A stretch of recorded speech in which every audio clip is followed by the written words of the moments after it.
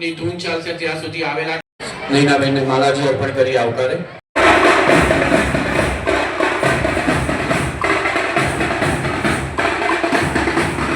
કેળવણી મંડળ આપનું ઋણી છે. શ્રી સંતરામ મહારાજ કી. બેનને આવકારવા માટે હું ધર્મિષ્ઠાબેનને વિનંતી કરીશ કે તેઓ માલાજી અર્પણ કરી આવકાર. શ્રી સંતરામ મહારાજ કી. આ પ્રસંગે वंदे मातरम तुमी विद्या तुमी मर्म तुमी श्यामला मातरम वंदे मातरम शुभ्रतरम त्वं हि दुर्गा दश प्रहर धारिणी कमला कमल विहारिणी वंदे कोटि कोटि कंठ कल कल निनाद कराने कोटि कोटि भुज हृदय कर करवाने कितयामिनी फुल्लक सुमिता द्रुमदल शोभिनी माना शरीरे बाहुते तुमी मां शक्ति ददहि तुमी मां भक्ति तोमरे प्रतिमा गढ़ी मातरम. भारत माता की भारत माता की वंदे वंदे भारत माता की भारत माता की. 150 વર્ષ પૂર્ણ થાય છે.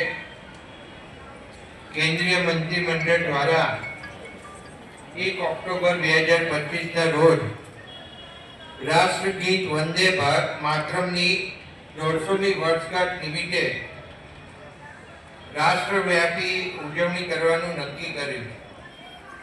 સ્વતંત્રતા સંગ્રામના આ ગીતની મહત્વપૂર્ણ ભૂમિકાને ધ્યાનમાં રાખીને તેની 150મી વર્ષગાંઠની ઉજવણી માટે રાષ્ટ્રવ્યાપી કાર્યક્રમોનું આયોજન કરવાનો નિર્ણય લેવામાં આવ્યો છે. રાષ્ટ્રગીત વંદે માતરમનો ઇતિહાસ છે. વંદે માતરમ ગીત 1875માં શ્રી બંકિમચંદ્ર ચટ્ટોપાધ્યાય દ્વારા રચવામાં આવ્યું હતું. 1896માં કોલકાતામાં રવિન્દ્રનાથ ટાગોરે વંદે માતરમનું પઠન કર્યું.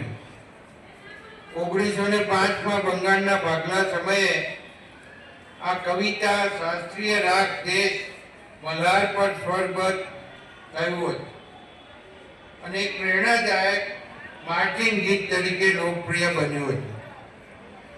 ભારતના પ્રથમ રાષ્ટ્રપતિ રાજેન્દ્ર પ્રસાદે 1950માં વંદે માતરમને રાષ્ટ્રીય ગીતનો દરજ્જો આપ્યો હતો. ભાગલા સામેના રાષ્ટ્રવ્યાપી વિરોધ પ્રદર્શનો દરમિયાન વંદે માતરમ રાષ્ટ્રવાદ, એકતા અને બ્રિટિશ શાસન સામે પ્રતિકારનું એક શક્તિશાળી પ્રતીક બની ગયું. તેની મજબૂત રાષ્ટ્રવાદી ભાવના અને પ્રેરણાદાયક અસરના કારણે બ્રિટિશ સરકારે આ ગીત ઉપર ઉપયોગ કરવા માટે પ્રતિબંધ મૂક્યો હતો. વંદે માતરમ સ્વદેશી ચળવળનું મુખ્ય સૂત્ર બન્યું.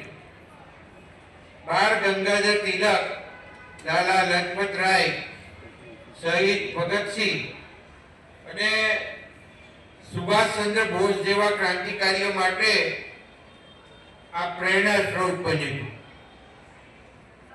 1923માં કાકીનાડામાં યોજાયેલ કોંગ્રેસ અધિવેશનમાં પંડિત વિષ્ણુ દિગંબર પુલસ્કરને વંદે માતરમ ગાવા માટે આમંત્રણ આપવામાં આવ્યું હતું, પરંતુ તે સમયના કોંગ્રેસના પ્રમુખ મૌલાના મોહમ્મદ અલીએ ધાર્મિક આધાર પર વાંધો ઉઠાવતા કહ્યું હતું કે ઇસ્લામમાં સંગીત ઉપર પ્રતિબંધ છે.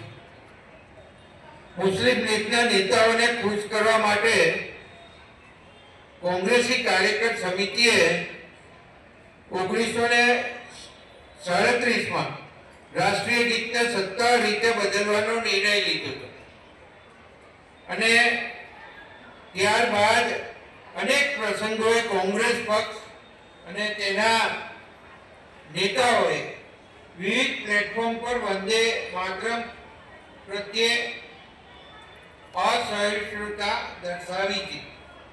2017માં AIM ના નેતા અકબરુદ્દીન ઓવૈસીએ શાળાઓમાં વિદ્યાર્થીઓ માટે વંદે માતરમ ગાવાનું ફરજિયાત બનાવતા પરિપત્રને રદ કરવાની માંગ કરી હતી. તેમજ તેલંગાણા સરકારે હવે જણાવ્યું છે કે શાળાઓમાં વંદે માતરમ ગાવાનું ફરજિયાત બનાવવામાં આવશે નહીં. અને 2019માં મધ્ય પ્રદેશની કોંગ્રેસ સરકારે સચિવાલયમાં વંદે માતરમ ગાવા પર પ્રતિબંધ મૂક્યો હતો. આ આપણા વંદે માતરમ ગાનની આ એક કથા છે અને આજે પણ આપણે વંદે માતરમ ગાન દ્વારા આપણું આ પ્રચલિત ગાન અત્યારે એક જ સમયે આખા દેશભરમાં ગાવામાં આવ્યું. અસ્તુ ભારત માતા કી જય. વંદે માતરમ. તમે લોકો સંતે